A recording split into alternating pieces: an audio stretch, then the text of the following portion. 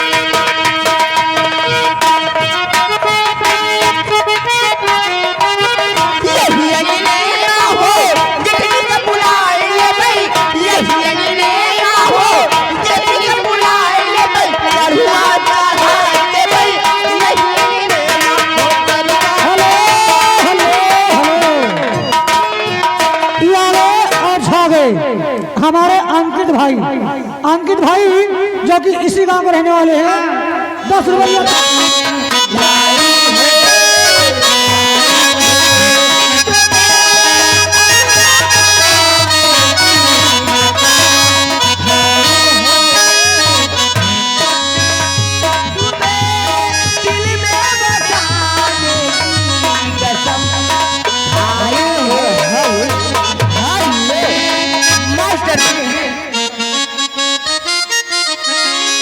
हर आँख से आँख ना मिलई है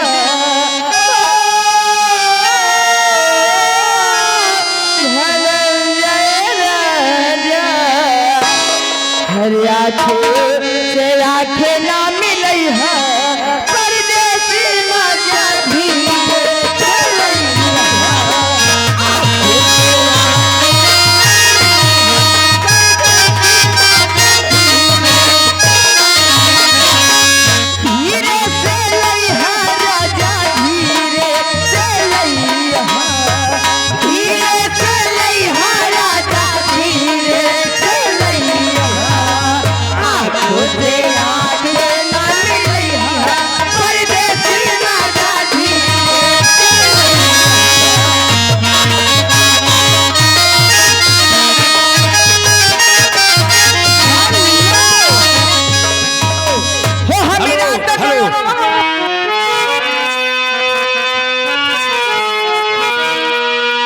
मेरे दोस्त लौट के आजा बिन तेरे जिंदगी अधूरी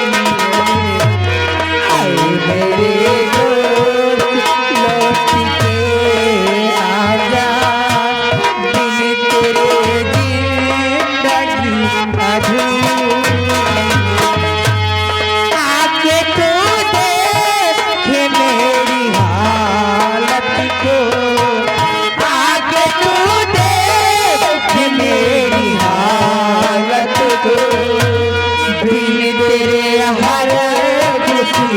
अधूरी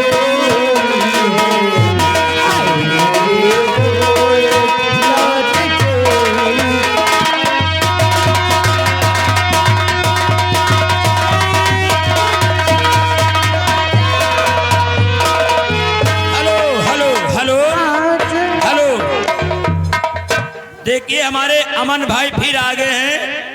इस समय अमन भाई खरही पर बैठे हुए हैं, इसीलिए 10 रुपया इनाम दे रहे हैं। उनकी गाने की फरमाइश नहीं हो रही है। एक गाना चलते सुना दीजिएगा। गंगा पार से उड़ी टिटही खरही बजाए बैठे। गंगा पार से उड़ी टिटहिरी